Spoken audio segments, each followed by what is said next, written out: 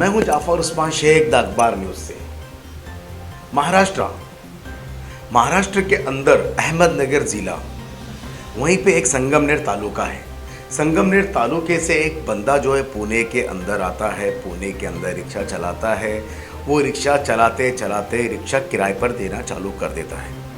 Rickshaw किराए पर देने के बाद कुछ दिन बाद वो सडनली अचानक से गवर्नमेंट का कॉन्ट्रैक्टर बन जाता है, यानी गवर्नमेंट के काम लेना चालू कर देता है।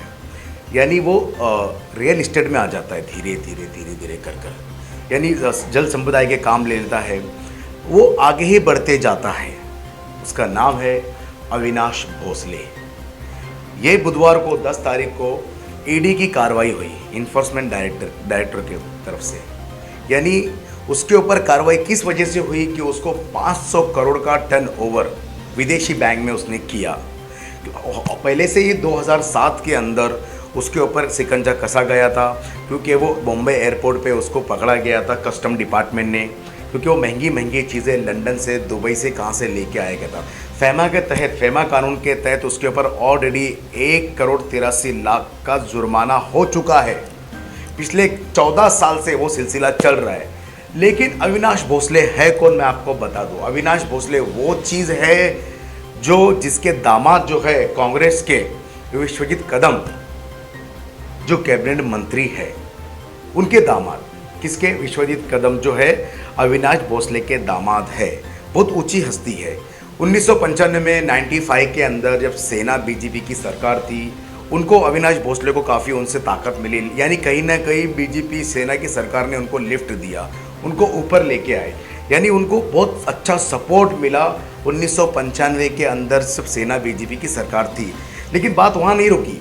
बात जब 1999 के अंदर, 99 के अंदर जब कांग्रेस राष्ट्रवादी की सरकार आई, तब भी उनके संबंध उनसे अच्छे रहे, तो वो बढ़ते ही जा रहे थे। विश्वजीत कदम जो है, उनके जो दामाद है, आज के मिनिस्टर है, लेकिन उस टाइम में भी उनके ऊपर शिकंजा कसा गया था, उनको भी नोटिस गई है। इस बार विश्वजीत कदम और उनकी स्वप्नाली जो है, उनकी वाइफ है, उनको भी ईडी के नोटिस गए हैं इस वक्त में। उनके घर के जो लोग हैं उनको नोटिस दिया गया था। जो मुंबई एयरपोर्ट के ऊपर उनको पकड़ा गया था, लेकिन जामीन के बाद उनको छोड़ दिया गया। DRI ने उनको पकड़ा था और उनको छोड़ दिया गया था। उनके ऊपर से 1.83 लाख रुपए का जुर्माना लिया गया। फिर साथ ही साथ देखिए, उन्होंने पुणे के अंदर, उसके बाद भी वो रुके नहीं। पुणे के अंदर उन्होंने होटल व्यवसाय, यानी होटल बिजनेस के अंदर सबसे ऊंची इमारत जो है पुणे के अंदर अविनाश भोसले कंपनी की है, ABIL की। जैसे कि आप जानते हो, ABIL हाउस करके वो कॉर्पोरेट हाउस है, वहीं पे उनकी छापामारी हुई गई है। लेकिन सबसे बड़ी बात ये है कि उनके संबंध जो है सभी नेताओं से, सभी राजनीतिक संबंध सभी से है। उनकी होटल की ओपनिंग में शरद पवार से लेकर गृह मंत्री जो थे सुशील कुमार शिंदे उस टाइम के, और गोपीनाथ मुंडे जो अभी अब है ही नहीं इस वक्त, वो सभी लोग वहाँ पे आए थे। यानी छोटी मोटी हस्ती नहीं है, आज भी उनके संबंध कहीं ना कहीं है। तो नाना पटोले जो है अभी महाराष्ट्र अध्यक्ष, उन्होंने एक बयान दिया कि जो केंद्र सरकार है ये कहीं ना कहीं दबाव डाल रही है बार बार कांग्रेस के ऊपर, महाविकास आघाड़ी के ऊपर दबाव डाल के, ED हो, क्राइम यानी CBI हो, कहीं ना कहीं उनके ज़रिए से इनके ऊपर शिकंजा कसने की कोशिश कर रही है। लेकिन सोचने वाली बात ये कि एक अचानक से एक बंदा इतनी ऊंची उड़ान कैसे भरता है, ये सोचने वाली बात।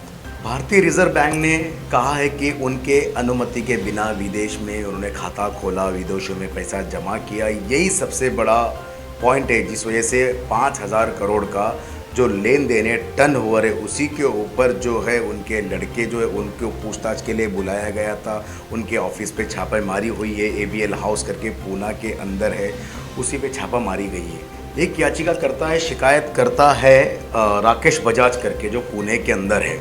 उनका यह कहना है कि जहाँ पे ABL हाउस बना है, जो अविनाश भोसले का कॉर्पोरेट ऑफिस है, उनका कहना है कि जहाँ पे ये ABL हाउस बना है वहाँ पे वो ज़मीन के ऊपर गवर्नमेंट की परमिशन नहीं ली गई है। वो ज़मीन जो है आर्मी और पुलिस के लिए रिजर्व थी। 1951 के एक्ट के तहत वो ज़मीन जो है आर्मी और पुलिस को दे दी गई थी, लेकिन इन्होंने गैर कानूनी तरीके से ये ज़मीन बनाई है।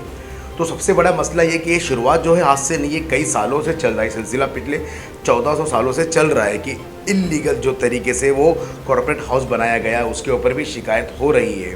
लेकिन सबसे बड़ी बात यह है कि देखिए एक बंदा जो है फ़र्श से लेकर अर्श तक कैसे जाता है, हम उस पर नज़रें गड़ाए रखते हैं। ज़रूर देखेंगे कि आने वाले दिनों में जो ईडी है वो क्या एक्शन लेती है और क्या कार्रवाई होती है, सच क्या है झूठ क्या है वो दर्शकों के सामने आएगा और जैसी जैसी अपडेट आएगी हम आप तक पहुंचाएंगे। तो मैं हूं जाफ़र उस्मान शेख, द अखबार न्यूज़ से।